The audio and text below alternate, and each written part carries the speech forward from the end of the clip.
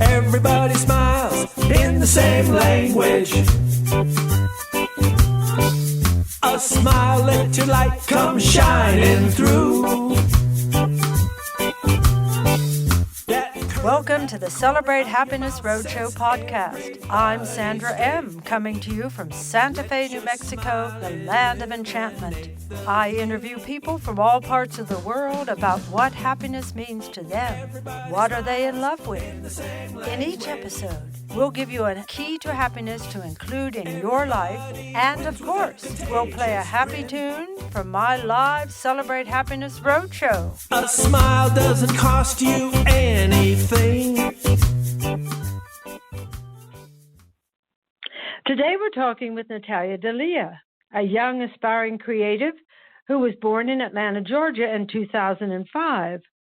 Her family moved to Chicago for 2 years, and then, ready for a change, they decided to settle in Albuquerque, New Mexico.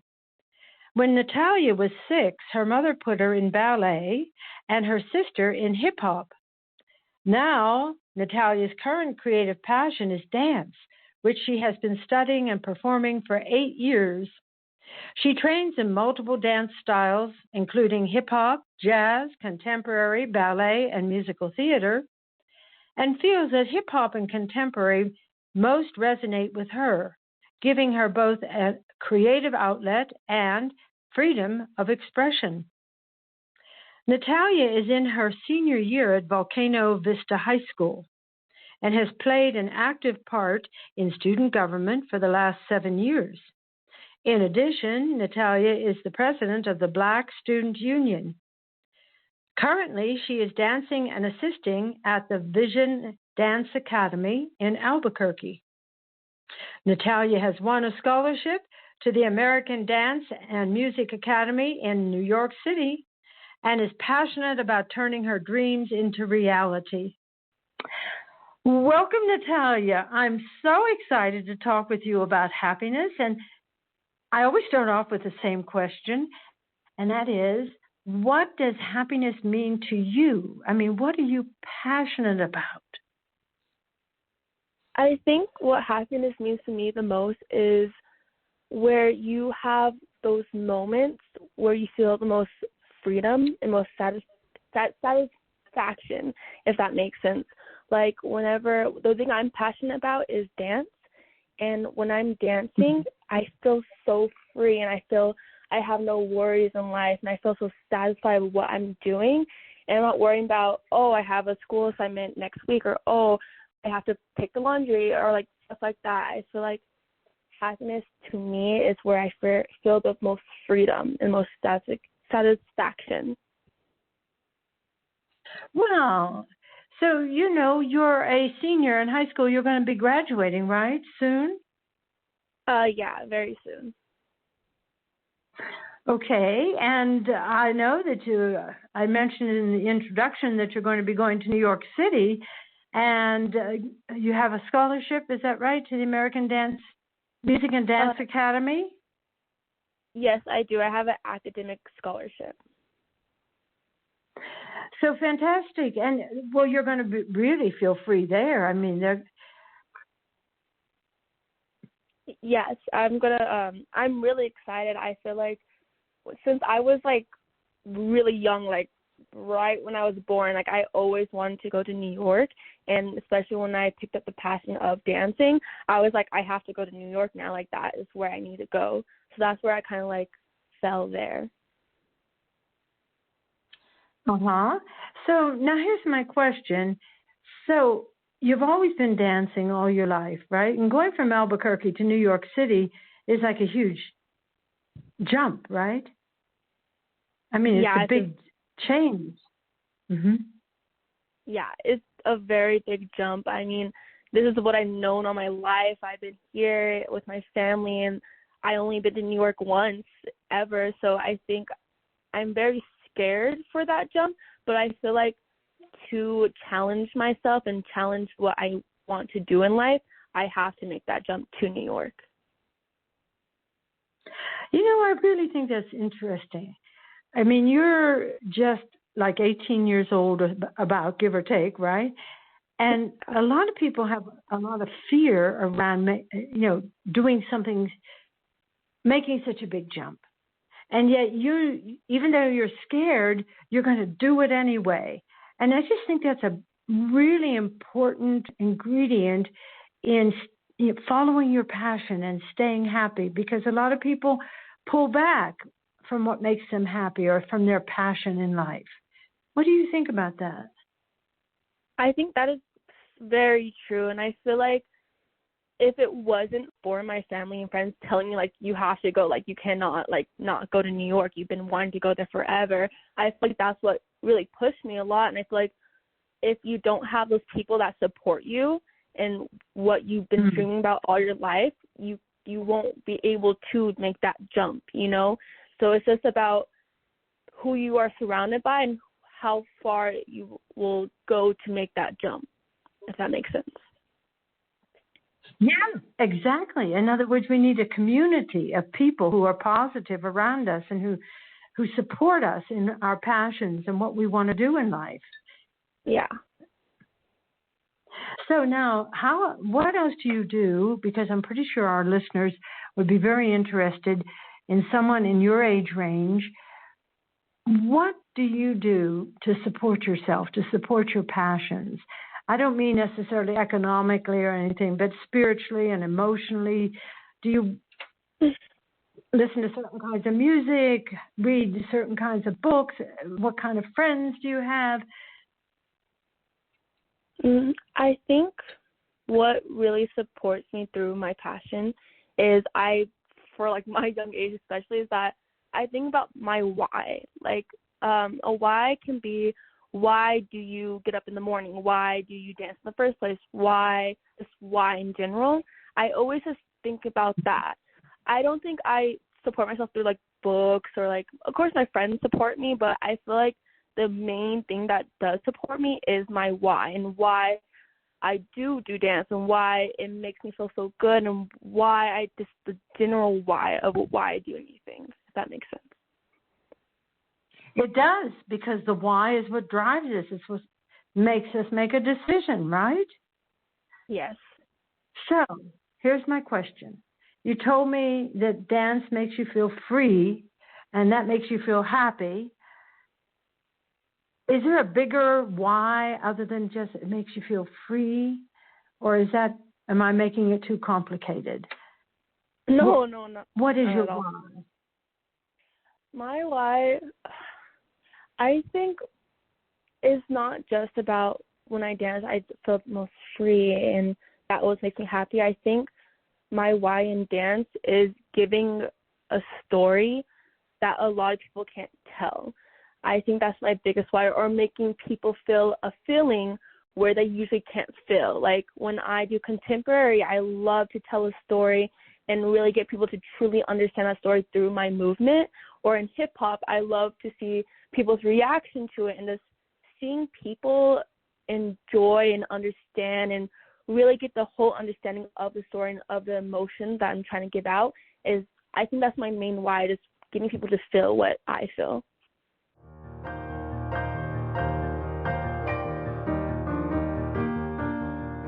Join Sandra M. for her live performance of the Celebrate Happiness Roadshow, a toast to love and happiness in life, an uninhibited musical adventure guaranteed to awaken your happiness vibe. Celebrate with upbeat rhythms, love songs, and fun stories, some told by you in the audience. Sandra's musical guest and accompanist, Todd Lowry, sings his hopeful and happy originals. To book Sandra M. and the Celebrate Happiness Roadshow, email sandra@sandramcknight.com. Celebrate happiness with Sandra M.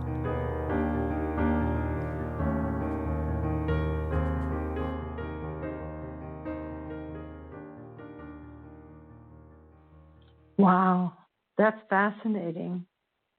I do know that you're a part of the VIIIZON Dance Academy, and we interviewed the founder of that academy, Trey.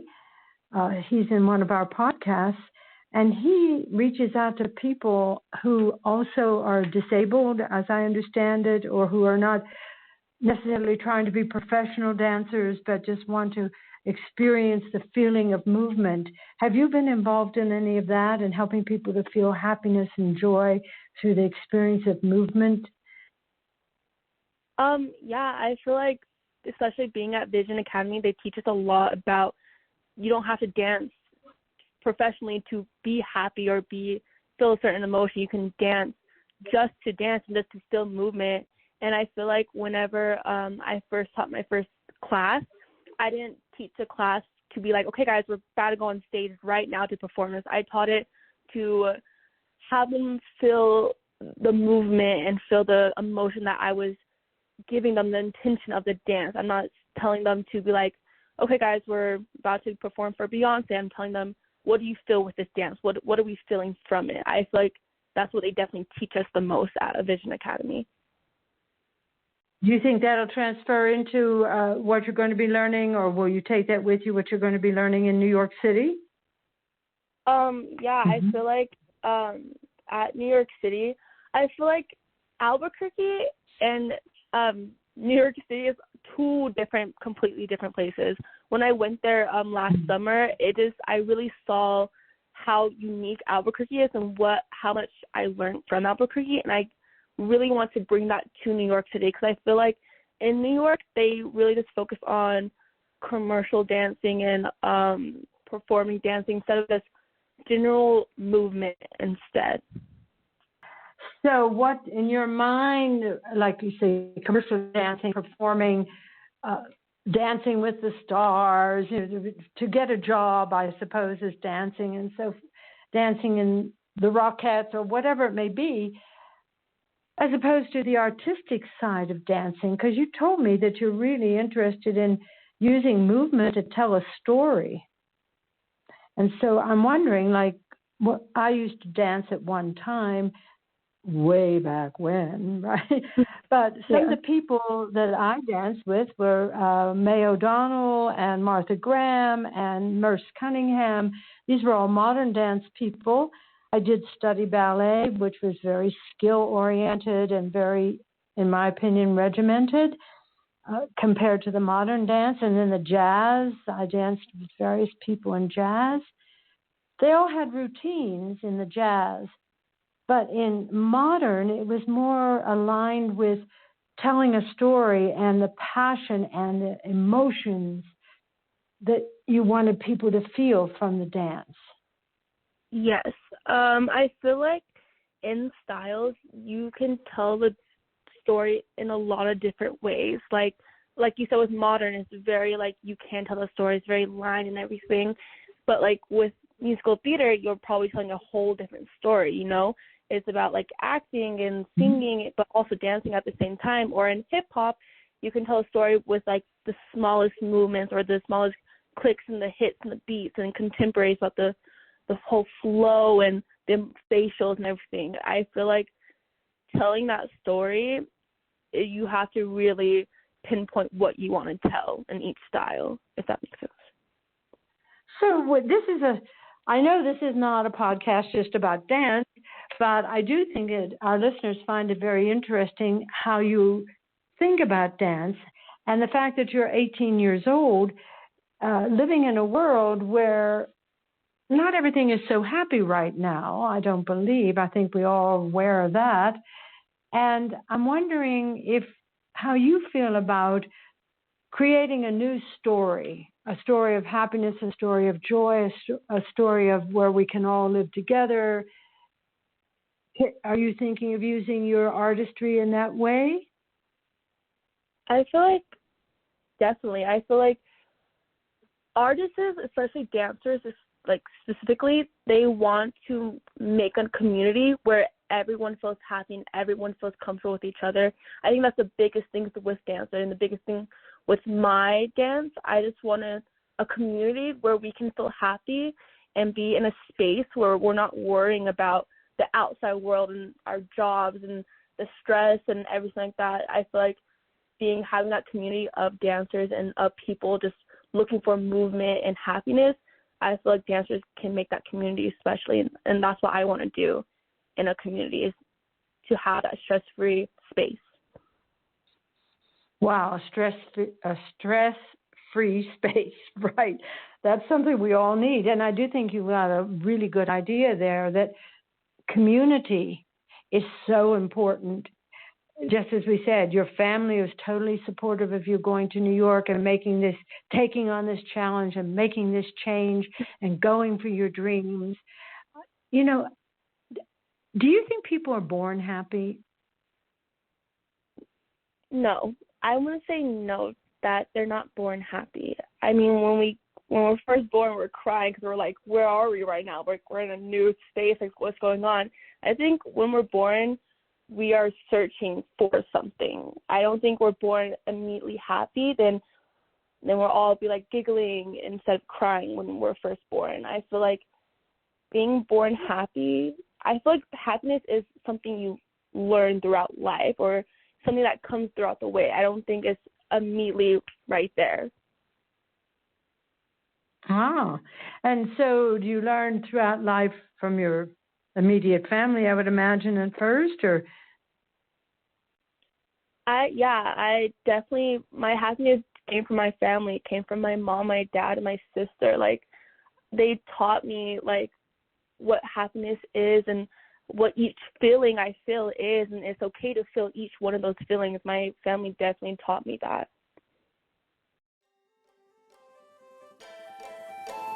We invite you and yours to an intimate 14-day happiness journey to Bhutan, the lost kingdom of happiness, coming in May of 2024.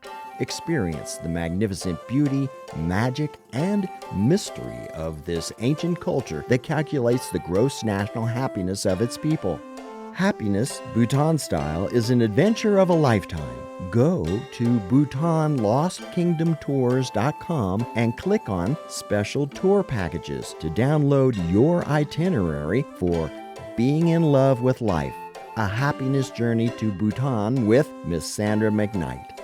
And remember, celebrate happiness with Sandra M.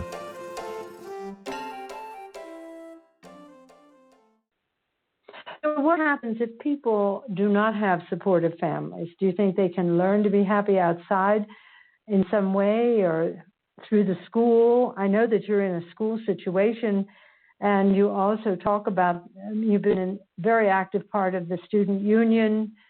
You're taking a role of leadership in that respect. How does happiness fill into that concept? I feel like, leadership. I'm sorry? Leadership and happiness is what I'm saying. Do they align in your mind? I feel like, yes, for me personally, leadership and happiness does align in my mind, because where I'm at right now with my student government, with my officer team, they are my family. They make up my family. So if your immediate family doesn't give support, you always find another family, either at your work, at your school, at your dance studio. Like, my student government is my family, my second family, I would say, because they make me feel so comfortable. And the fact that we can all express our leadership skills and our teamwork skills, that's what kind of gives me happiness in a way. I think you're a very special person. Really. First place you were raised. You're welcome. You're welcome. I mean, in the sense that you said that if you didn't have a family that supported you, and I think a lot of young people, a lot of people don't have a family necessarily that supports them, or maybe they don't have a family that has time to support them or doesn't have the skill to do it. And yet you're telling people through this podcast, you can find a family through your art, in your case through dance, right? Through the student government at school. These people become a community for you. How important is it in a high school to have a community that supports you? It's so important. I cannot stress it enough that it is so important to have that community that supports you, especially in high school. High school is a hard time in a teenager's life. Like, personally, my experience in high school, and I'm about to leave high school, if I wasn't in the community I was from freshman year till now, I personally don't think I'll be able to make it happy in high school. I feel like everyone finds their community in school, especially if you're in drama, you have the drama club. If you are in band, you have the band. If you have football, you got the football team.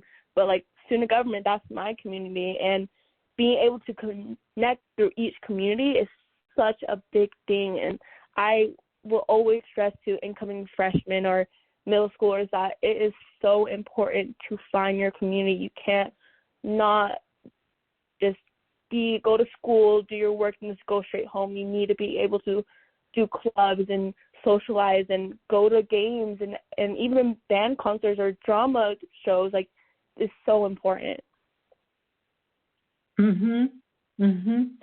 And why is it so important? Is it also because it helps you to develop? Because I think when you're, again, I've been way long time since I've been in high school, but I do remember that it was important to find yourself. And it was pretty hard to find yourself and what you want to do and just connect to all the various things that go on as you're going through that period in life without having a community, and a community that's joyous and happy and supportive and positive. I mean, is that true? As I say, it's been a long time. Is there a relationship between personal development and just finding your path, who you are? I mean, you're trying to find who you are and where you get your sea legs, so to speak, is what I'm thinking. Yeah. I think it's I feel like if you don't find a community in high school, or you don't find a community even outside of high school, I think it's hard to find your path because you don't have these doors open. Be like, oh, let me try this. Oh, I don't like this. Let me try this instead. But if you're just shutting all the doors, not even trying anything, it's really hard to find your path. And you're just going to be like, okay, well, I think I'm just going to do this because I think I'll like it, instead of trying or going through each door that's open, instead of shutting each door and being like, I'm not trying anything at all. So I think it's so, like, I always talk to, like, underclassmen, and that is so important to find that community. I really do. I have to ask you this because social media and the cell phones and everything we hear, even about the Congress trying to regulate how many hours people are on cell phones and the influence they have on teenagers and all this sort of thing. How much do you think social media and interacting, basically maybe not even actually talking to somebody, but just texting back and forth and all that, how much do you think that either supports or hinders an individual's, a teenager's or a young person's individual personal happiness? I personally use social media, and I do see it hinder a lot of teenagers' social life, especially because they're so glued on their phones, and they're so like, okay, who's texting me, who just DM me on Instagram, oh my God, Snapchat, oh my God, TikTok, and I'm like, put the phone down, touch some grass. Like, I really do think social media has hindered the teenage life. Coming from me especially, I have to say that I use social media a lot. So I have to say to myself too, like, I touch some grass sometimes, but at the same time though, it does connect us through more places. Like, I have so many friends that I made through social media, and I see them outside of social media, but if I didn't have that, like, social, like Instagram, I don't think I'll be able to meet them ever. So I feel like it's a really hard question to ask if social media does hinder the young life, because it does, but at the same time, it connects us through so many things. So it has its good side and its bad side, right? Or it's positive and it's negative, like everything, right? Yes. Right. So, I mean, from my perspective, everything is always balanced, and I'd always try to maintain a sort of state of happiness, a state of joy, no matter what I'm doing, whether I'm doing dishes or, et cetera. And I use social media. I always love all the little stories about the animals because I'm a great lover of animals, right? So I'm always watching the Good News Girl, right? She comes on there with all these different animal things, and it's just amazing. I don't know where she finds all these. And I just think to myself, it just peps you up, right? It does. It peps me up. So, well, we've sort of come to the end of our podcast, and you've just been fascinating.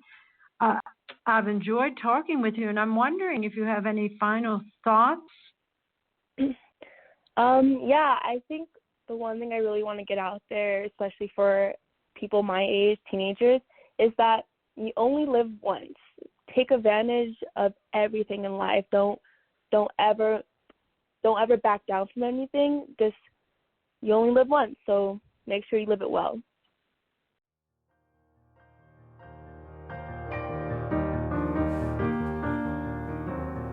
Monthly Keys to Happiness number 22. Take time to reflect.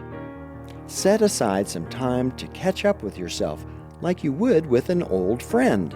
How are you doing? What have you been up to? Are you happier than you were a year ago? Try to let go of goals that no longer serve you.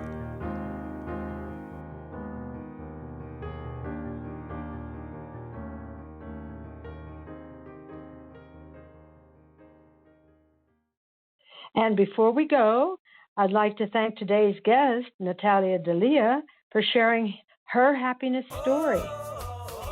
And to share your happiness story on the Celebrate Happiness Roadshow podcast, send an email to sandram@voicepowerstudios.com.